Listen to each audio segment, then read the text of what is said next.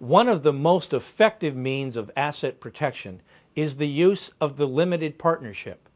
Now, all 50 states have adopted the limited partnership as an entity, but the laws of the 50 states are by no means equal. There are some states that are much more effective.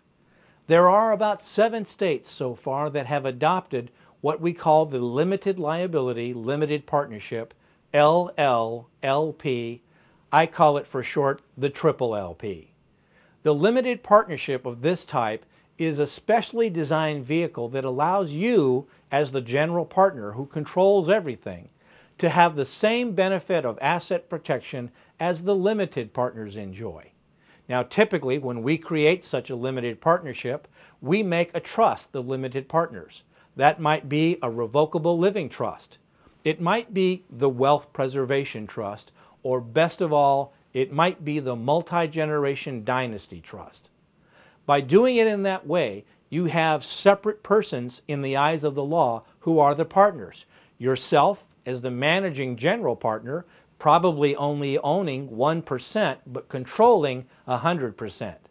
And then you have the limited partners who really have a limited say-so in the administration of the trust. In fact, they really have no say-so. But the limited partners have the liability protection.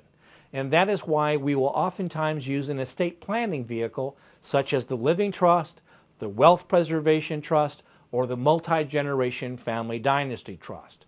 What does the triple LP own? I'd like it to own your mutual funds, your stocks and bonds, your safe harbor accounts, and I'd like it to own your corporations and limited liability companies. And those items, in turn, will own assets underneath them. So at the very top, we'd have the triple LP as the owner of your corporation or limited liability company, and then perhaps we'd have your investment real estate held inside of the LLC or limited liability company. With your triple LP as the owner instead of you, you've got layering between you and a potential plaintiff.